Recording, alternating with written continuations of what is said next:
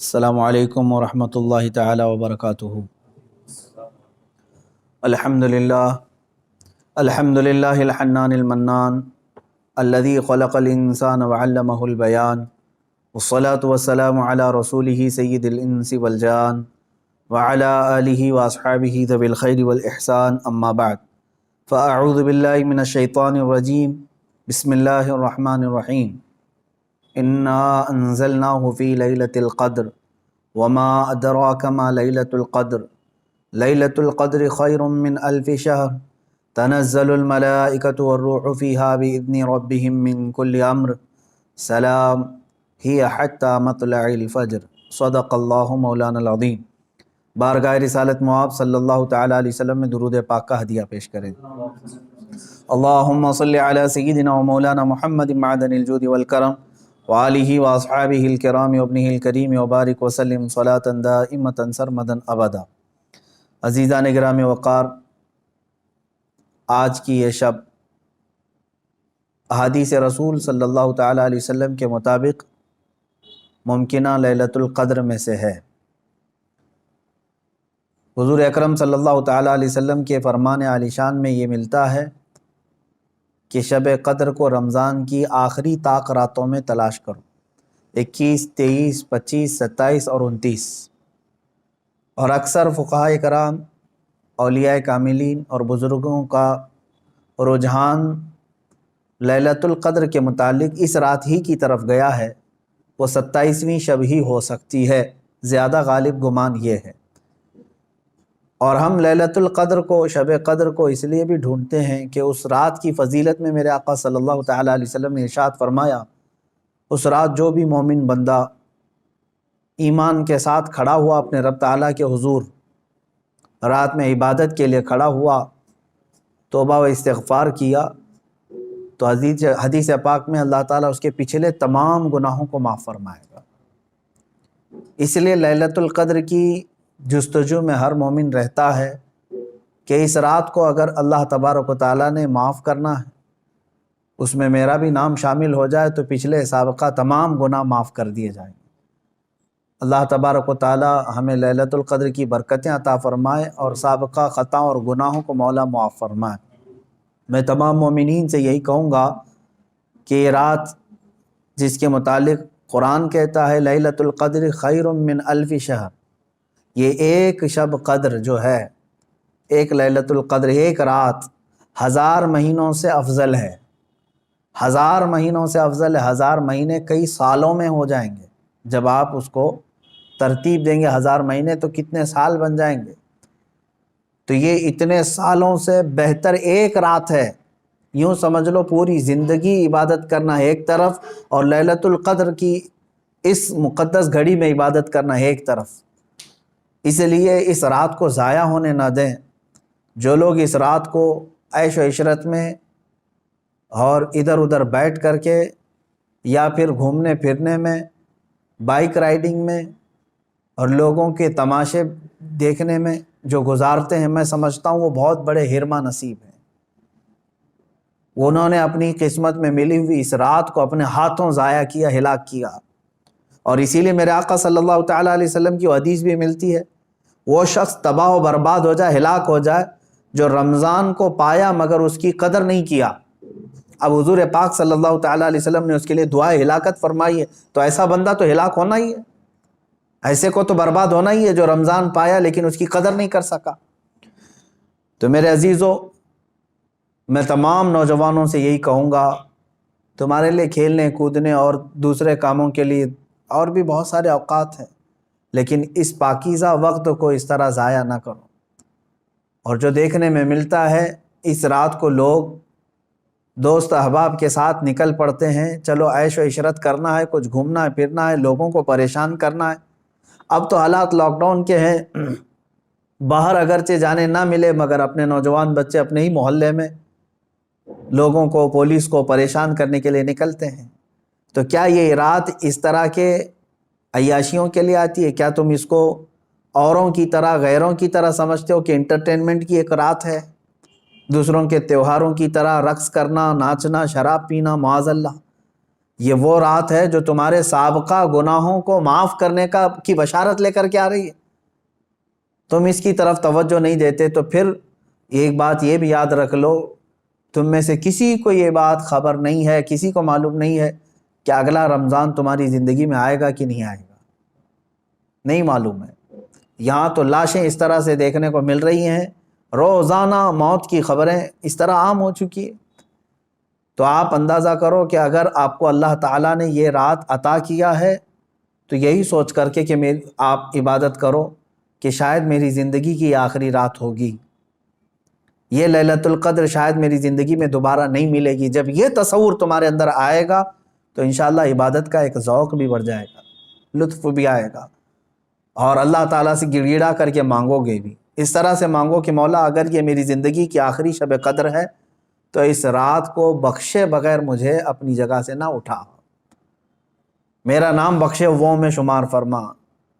جیسے کہ حضور پاک صلی اللہ تعالیٰ علیہ وسلم مکہ مکرمہ حاضر ہوئے اور جب واپس ہونے لگے تو خانہ کعبہ کے پاس آپ نے یوں دعا فرمائی تھی کہ اللہ اگر یہ میری آخری زیارت ہے خانہ کعبہ کے پاس تو پھر یہاں سے مولا ہم سب کی مغفرت کے بغیر ہمیں باہر نہ فرما۔ تو اس طرح سے آپ اس رات کو بھی یہ سمجھ کر کے دعا کریں کہ اگر میری زندگی میں اور دوبارہ رمضان آنا نہیں ہے یا لیلۃ القدر آنے کا ہماری زندگی میں کوئی نصیبہ نہیں ہے تو مولا اس رات کو ہی ہمیں معاف فرما دے اور اس کے بعد والی زندگی کو کبیرہ اور صغیرہ گناہوں سے محفوظ فرما دے۔ یہ لیلۃ القدر کے سلسلے میں میرے عزیزوں عبادتوں کا اہتمام کریں، عورتیں اپنے گھروں میں بچوں کو بھی لے کر بچیوں کو بھی لے کر بیٹھیں۔ صرف جاگنا اصل مسئلہ نہیں ہے، بعض لوگ سمجھتے ہیں کہ جاگنا چاہیے، جاگنے کا مطلب موبائل لے کر بیٹھ کر کے جاگنا، یہ فضیلت کی بات ہے۔ جاگنا اس کے لیے افضل ہے جو اپنے آنکھیں قرآن کی تلاوت میں لگا چکا ہو یا اپنے جسم کو رب ذوالجلال کی عبادت میں مصروف کر چکا ہو۔ اور اگر خالی جاگنا اور غیبت کرنا، چغلی کرنا یا واہیات دیکھنا ہے تو میں سمجھتا ہوں اس سے بہتر ہے سو جانا اس آدمی کا، وہ سو جائے گا تو کچھ گناہوں سے بچ جائے گا۔ تو یہ محض گناہ کرنے کے لیے جاگنا یہ افضل نہیں ہے اور نہ ہی اس میں کوئی نیکی کی بات ہے۔ اللہ تبارک و تعالیٰ سب کو اصلاح کی توفیق عطا فرمائے۔ آج میں خصوصیت کے ساتھ اس لیلۃ القدر میں آپ تمام کے سامنے حاضر آیا ہوں ایک درد دل لے کر کہ فلسطین کے مسلمانوں کے ساتھ جو حالات آج پیش آ رہے ہیں یہ نئی بات تو نہیں ہے، پچھلے 70 سالوں سے وہ اس ظلم کو برداشت کر رہے ہیں، لیکن اب حد ہو گئی ہے مسلمانوں۔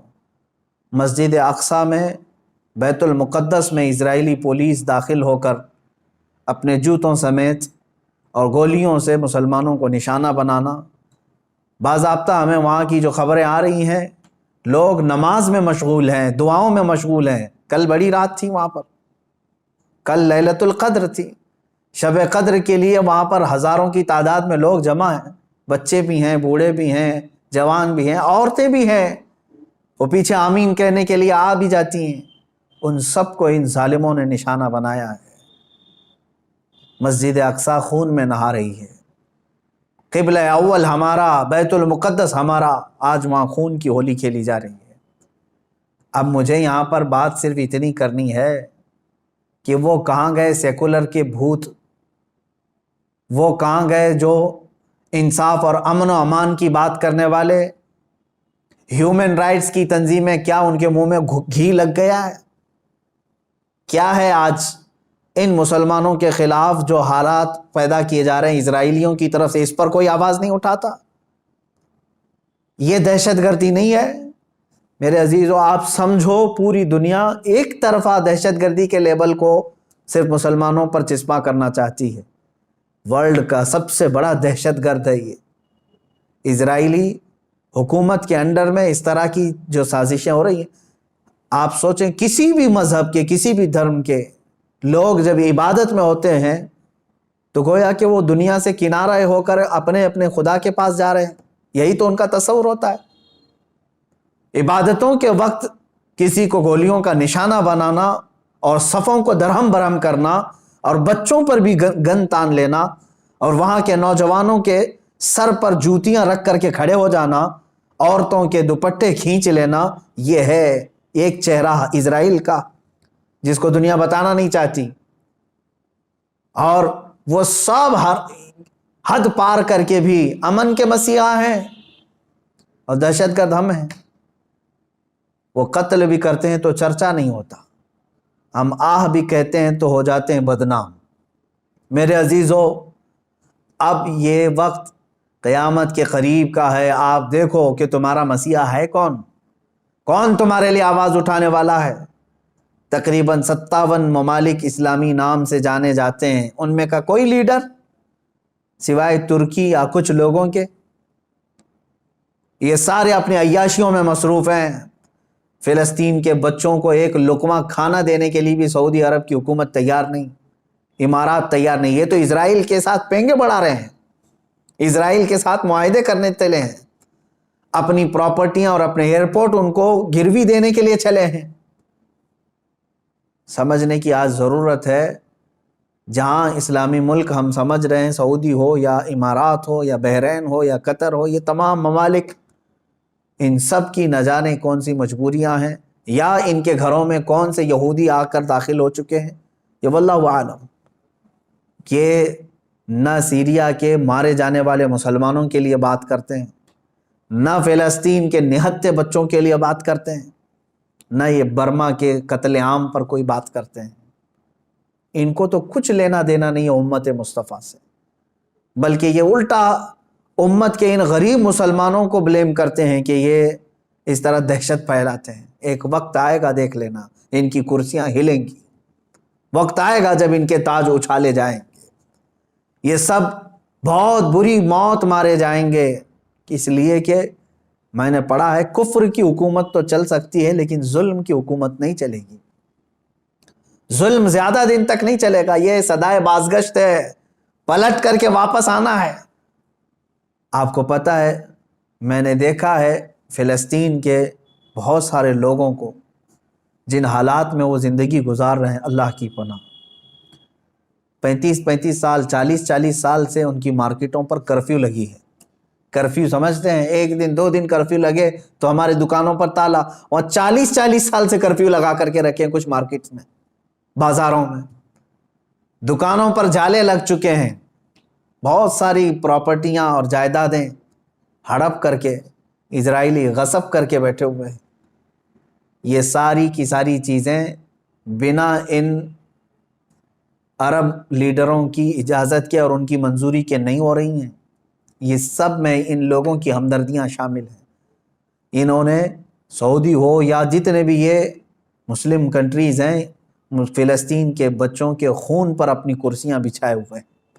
آج ہمیں درد ہوتا ہے اس بات کا میرے عزیزوں کہ اب مسجد اقصیٰ کو بھی انہوں نے پامال کر دیا، مسجد اقصیٰ کے اندر داخل ہو کر کے اپنی گن کو اٹھا لیا اور عبادتوں کی اور صفوں کو وہاں پر درہم برہم کر دیا۔ اب یہ تمہارے سمجھنے کا وقت آ چکا ہے، اب مسلمانوں تمہارے اتحاد کا وقت ہے۔ لیکن ہم تو یہاں سے آواز اٹھاتے ہیں، جتنا ہو سکے میں بیدار کرنے کے لیے آواز اٹھاتا ہوں، ورنہ رہ رہ کے 100 زخموں کا خیال آتا ہے، کس زخم پر ہم بات کریں آج۔ اسی لیے وہ حالی کا شعر مجھے یاد آتا ہے، رسول پاک کی طرف مخاطب ہو کر کے حالی نے کہا تھا، اے خاص ہے خاصان رسول وقت دعا ہے، امت پہ تیرے وقت عجب آ کے پڑا ہے۔ آج یہی حال تو ہے امت پر، ایسے حالات کہ ہماری بہنیں بہت چیخ رہی ہیں اپنی عزت کے لٹنے پر، ہماری ماؤں کو بے آبرو کیا جا رہا ہے، لیکن ان کی مدد کے لیے اٹھنے والا کوئی شہسوار نظر نہیں آتا۔ مشرق سے مغرب تک، شمال سے جنوب تک ایک چپی اور ایک خاموشی ہے، ایک ایسا سنسان ماحول ہے کہ سب اپنوں میں اور اپنے آپ میں مست ہیں۔ تمہیں معلوم ہے آج ہم افطاری کے لیے بیٹھتے ہیں تو بڑی بڑی نعمتیں کھا لیتے ہیں، ان بچوں کا کیا ہوتا ہے جن کی افطاری کے وقت ان کے باپ اور ماں کی لاشیں سامنے رکھی رہتی ہیں؟ رمضان المبارک ان کا ہر سال اس طرح سے خون میں نہلا دیا جاتا ہے، یہ کون سا انصاف ہے؟ یہ امریکہ جو ہیومن رائٹس کی بات کرتا ہے، دنیا کو انصاف اور جمہوریت دینے کا علم بردار کہلاتا ہے، یہ سب کے سب ان فلسطینیوں کے قتل عام پر خاموشی اختیار کیے ہوں گے، کہاں ہے وہ اقوام متحدہ، کہاں ہے وہ UN ہے؟ وہاں پر ان چیزوں کی بات نہیں ہوگی۔ ہاں اگر ایک اسرائیلی مارا گیا یا ایک یہودی یا ایک عیسائی مارا گیا تو اس کے لیے تو بوال ہوگا۔ مسلمانوں کا خون سستا ہو چکا ہے، مسلمانوں کا خون بہت عام ہے کہ ان کو کوئی بھی بہا دے۔ اے مسلمانوں، اس لیے آج تمہیں واپس اپنے اسی قدم پر آنے کی ضرورت ہے جہاں پر رسول پاک نے تمہیں چھوڑا تھا۔ میرے آقا صلی اللہ تعالیٰ علیہ وسلم نے جو نقوش ہمیں دیے وہاں پر تمہیں واپس آنے کی ضرورت ہے۔ تم اگر دنیا کی رضامندی کے لیے اپنے آپ کو بیچتے ہو، چند لوگوں کی رضا کے لیے اپنے آپ کو بدلتے ہو، تو یاد رکھنا یہ دنیا کبھی تم سے راضی نہیں ہوگی، کبھی راضی نہیں ہوگی۔ کیوں نہ ہم رسول پاک صلی اللہ تعالیٰ علیہ وسلم کی رضا کے کام کریں، اللہ اور اس کے رسول راضی ہو جائیں، تو پھر ہماری وہ سابقہ قوت لوٹ آئے گی جس قوت سے قیصر و کسریٰ کانپتے تھے۔ وہ ایمانی غیرت واپس لوٹ آئے گی جس سے وقت کا چنگیز خان بھی ہل جاتا تھا، تھر تھر کانپتے تھے۔ وہ ایمانی غیرت اور حمیت واپس آ جائے گی۔ شرط صرف اتنی ہے، ان کنتم مؤمنین، تم سچے نبی کے غلام ہو جاؤ۔ ولا تہینوا ولا تحزنوا وانتم الاعلون، میرے رب کا وعدہ ہے کہ تم غم نہ کرو، پریشان مت ہو، تم بلند ہوگے، لیکن اس کے ساتھ ایک شرط ہے کہ تم نبی کی وفاداری تو کرو، غلامی میں تو آ جاؤ۔ آج فلسطین ہے، اس کے بعد شام ہے، اس کے بعد عراق ہے، اس کے بعد یمن ہے، پھر افغان ہے، برما ہے، یہ سب جگہ مذبح خانہ بنا ہوا ہے۔ جانور بھی اتنے نہیں کاٹے جاتے جتنے وہاں کے انسان کاٹے جاتے ہیں۔ میرے عزیزو، آج کے ان حالات کو دیکھ کر کے مجھے اندازہ ہو رہا ہے اب رب تبارک و تعالیٰ کا یہ قہر ہی تو ہے کورونا۔ جب ظلم بڑھتا ہے تو بلائیں بھی پھیلتی ہیں۔ یہ جتنے ظالم ہیں دیکھ لینا یہ بلاؤں میں گرفتار ہوں گے۔ آج یہ جو حالات پیدا ہوئے ہیں، کثرت سے یہ بیماری کا پھیل جانا اور کثرت سے موتوں کا ہو جانا، آپ کیا سمجھتے ہیں؟ یہ بھی ایک اللہ تعالیٰ کے غضب کی نشانی ہے، یہ اس کے قہر کی نشانی ہے۔ تمہارے پاس لاکھوں کروڑوں بھی ہوں گے، تم بچ نہیں پاؤ گے اس کی پکڑ سے۔ ظلم سے باز آ جاؤ۔ ظلم ایک ایسی چیز ہے جس کو کبھی دنیا نے پسند نہیں کیا، اور ہر ظالم کا انجام بہت سخت ہوا ہے۔ وہ چنگیز خان جس نے لاکھوں کی لاشیں بچھا دی تھی محض گھوڑے پر بیٹھ کر کے، ایک بار اپنے ہاتھ میں کسی چیز کو لے کر کھیل رہا تھا۔ مجھے یاد آتی ہے بات، آج فلسطین کے بچوں کے لیے اب بھی میری امید ہے۔ لوگ یہ کہتے ہوں گے ان کے پاس کچھ نہیں، ارے وہ چھوٹے کنکر اور پتھر سے مقابلہ کر رہے ہیں، سامنے والے پیٹروٹ میزائل لے کر کھڑے۔ اسرائیلیوں کے پاس گن ہیں اور وہ بچوں کی کھوپڑیوں پر لگاتے ہیں، اور دوسری طرف نہتے بچے ہیں۔ لیکن مجھے پھر بھی میرے رب تعالیٰ کی ذات سے یقین ہے، امید نہیں، یقین ہے کہ وہ مولا کریم جس وقت حالات بدلتا ہے تو پھر ان یہودیوں کو دیکھ لینا، ان کو سر چھپانے کے لیے نہ کوئی پتھر ملے گا نہ کوئی درخت ملے گا۔ میرے آقا صلی اللہ تعالیٰ علیہ وسلم کی حدیث ہے، قیامت کے قریب تم دیکھو گے ہر پتھر یہ تمہیں پکار کر کے کہے گا، اے مسلم آ جا ادھر میرے پیچھے، ایک یہودی چھپا اسے قتل کر دے۔ یہ حدیث پاک میں ہے، یہ مارے جائیں گے، ان کا بھی انجام برا ہوگا، سخت ہوگا۔ یہ ظلم کا جو ننگا ناچ ناچ رہے، ان کو کیا لگتا ہے کہ ہمیشہ ہی رہیں گے؟ یہ خود چین سے کبھی نہیں رہ سکتے۔ ذلت والے لوگ، انبیاء کا بے حساب قتل کیا جنہوں نے، پوری دنیا کی آج چین و سکون کو غارت کرنے والا یہ اسرائیل کیا سمجھتا ہے کہ ہمیشہ ان کی حکومت قائم ہو جائے؟ میرے رب تبارک و تعالیٰ کا انتقام بہت قریب ہے، بہت قریب ہے۔ میں جو بات عرض کر رہا تھا وہ یہ ہے کہ فلسطین کے بچوں کے لیے اب بھی انشاءاللہ العزیز امید ہے، آئے گی۔ چنگیز خان ظالم تھا، اس نے انسانوں کی کھوپڑی سے مینار بنانے کا بھی حکم دے دیا تھا۔ اتنے قتل کرتے تھے، جس راستے سے وہ گزرتے پورے گاؤں کو جلا کے چلے جاتے تھے، کوئی نشانی نہیں رکھتے تھے۔ منگولیا کے رہنے والے یہ چنگیز خان نے ایک وقت ایسا آیا کہ تقریباً کئی 100 لوگوں کو، مسلمان بھی تھے اس میں اور دوسرے بھی تھے، قید کر کے لایا اور کھڑا کر دیا۔ قتل عام کا حکم تھا، 3 صفیں لگی ہوئی تھی، اس میں علماء تھے اکثر، ایک بڑی عمر کے بزرگ بھی اس میں کھڑے تھے، وہ پہلی صف میں تھے۔ تو جلاد کو اس نے حکم دیا، چنگیز خان اپنے گھوڑے پر بیٹھا ہوا تھا، حکم دیا کہ قتل کرو۔ تو پہلی صف کو جب قتل کرنے لگا جلاد، تو بڑی عمر والے جو تھے، وہ ایک بزرگ، وہ دوسری صف میں پیچھے چلے گئے کہ پہلی صف والوں کے سب سر اڑا دیے گئے، سب قتل ہو گئے۔ چنگیز خان دیکھ رہا تھا کہ ایک بوڑھا پہلی صف سے دوسری صف میں جا رہا ہے، دوسری صف کے قتل کا حکم ہو گیا، تو وہ بوڑھے میاں تیسری صف میں چلے گئے کہ بچ جاؤں کہیں سے۔ چنگیز یہ چیز دیکھ کر کے ہنس رہا تھا، کہکا مار رہا تھا، دوسری صف کے بھی پورے لوگ قتل ہو گئے، تیسری صف جب بچی تھی، تب چنگیز خان نے اس بوڑھے کو مخاطب کر کے کہا، بڑے میاں یہ آخری ہے، پہلی سے تم دوسری میں آ گئے، دوسری سے تیسری میں آ گئے، میں دیکھ رہا ہوں مسلسل تم کو، اب پیچھے کوئی صف نہیں، آگے میری تلوار ہے، بتاؤ اب کہاں جاؤ گے، اب کون بچائے گا؟ اس بزرگ نے کہا، میرے رب کی ذات سے اب بھی مجھے امید ہے، میرے اللہ سے مجھے اب بھی امید ہے، وہ اگر چاہے تو اب بھی مجھے بچائے گا۔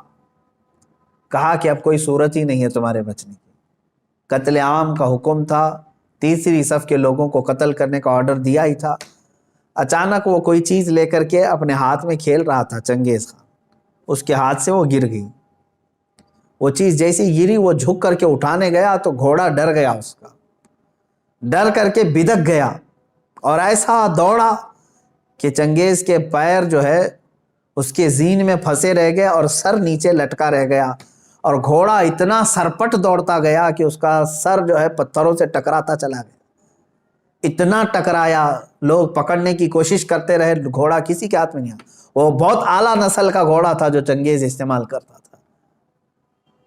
وہ گھوڑا بھاگتا رہا یہاں تک کہ بہت دیر کے بعد جب چنگیز خان کے گھوڑے کو قابو میں کیا گیا، اس کا سر جو ہے کئی پتھروں سے ٹکرا چکا تھا اور اس کے بعد اس کی موت آ چکی تھی، موت آ گئی۔ اس بابا نے کہا تھا، اب بھی اگر اللہ چاہے تو مجھے بچا لے گا، ظالم اگر سر پر بھی کھڑا ہے، گردن پر تلوار بھی ہے، اگر رب تبارک و تعالیٰ چاہے تو ظالم کو اسی وقت اس کے انجام تک پہنچاتے۔ آج بھی اسرائیل نے اگر حد کر دیا، بچوں کے خون، عورتوں کے خون کو مسجد اقصی میں بہا دیا، تو یاد رکھنا رب تبارک و تعالیٰ دیکھ رہا ہے۔ وَمَا اللَّهُ بِغَافِلٍ عَمَّا يَعْمَلُ الظَّالِمُونَ، اللہ ہرگز ظالموں کے کام سے غافل نہیں۔ إِنَّمَا يُؤَخِّرُهُمْ لِيَوْمٍ تَشْخُصُ فِيهِ الْأَبْصَارُ، ہاں وہ تھوڑا مؤخر کرتا ہے اپنی پکڑ کو، لیٹ کرتا ہے، دیر کرتا ہے پکڑ کو، کیوں؟ تاکہ سارے لوگ اس کا انجام دیکھ سکیں، سارے لوگ اس کا انجام دیکھ سکیں۔ وہ تھوڑا سا ڈیلے کر کے بعد میں پکڑ کرتا ہے، اور جو ڈھیل ہوتی ہے اس کو کوئی یہ نہ سمجھ لے کہ وہ جو کر رہا ہے اچھا کر رہا ہے۔ لیکن میں تمام مسلمانوں سے کہنا چاہوں گا، اب بعض لوگ تو اپنی تسبیح اپنے مسلح پر تو آئی گئے ہیں کہ چلو فلسطین کے بچوں کے لیے دعا کرنا ہے۔ ظاہر سی بات ہے، اب دعا کے علاوہ بہت سارے لوگوں کے پاس بچا کیا ہے، آج یہی حالات ہیں ہمارے۔ لیکن ساتھ میں نوجوانوں سے کہنا چاہوں گا، اٹھو وہ گر نہ حشر نہ ہوگا پھر کبھی، دوڑو کے زمانہ چال اپنی چل گیا، جو چنگاری وہاں پر، جو آگ وہاں پر لگی ہے، اس کی چنگاریاں تمہارے گھر میں آنے پر دیر نہیں لگے گی۔ یاد رکھنا، پڑوس کے گھر میں اگر آگ لگی ہے تو چادر تان کر کے سو جانا یہ بیوقوفی ہے کہ اس گھر کی آگ کی چنگاریاں تمہارے گھر کو بھی جلا کر خاک کر سکتی ہیں۔ یہ تمہیں جگانے کے لیے، بیدار کرنے کے لیے ہے۔ جہاں جہاں تم ظلم کی یہ تمام داستانیں سن رہے ہو، وہ چنگاریاں تمہارے گھر سے بہت قریب ہیں، تمہارے گھروں کو خاکستر کرنے کے بھی منصوبے بنائے جا چکے ہیں۔ اس لیے ایمان کے ساتھ اور محبت مصطفیٰ کے ساتھ بیدار ہو جاؤ، قوت عشق سے ہر پست کو بالا کر دو، دہر میں نام محمد سے اجالا کر دو۔ مولا کریم، اے رب رحیم، اے غفور و رحیم مولا، آج کی اس مقدس رات ہم تیرے دربار میں دعا کرتے ہیں، اے رب ذوالجلال تو رحم اور کرم فرما دے، امت مصطفیٰ پر کرم فرما دے۔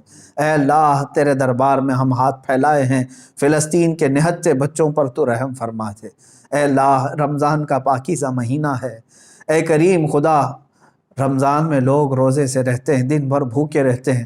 اے کریم خدا، اسرائیلی یہودی ظالم جنہوں نے ان کی افطاری سے قبل ان کو خون میں نہلا دیا یا ان کے رات کی تراویح میں ان کو خون سے نہلا دیا ہے، مولا تو کریم ہے، تو رؤوف و رحیم ہے، عزیز ذو انتقام ہے، ان ظالموں کو کیفر کردار تک پہنچا دے، ان کو تہس نہس فرما دے، اسلام و سنیت کا بول بالا فرما، کفر و شرک کا منہ کالا فرما، جتنے برے منصوبے اسلام اور مسلمانوں کے خلاف بنائے جاتے ہیں مولا سب کو تو خاک میں ملا دے۔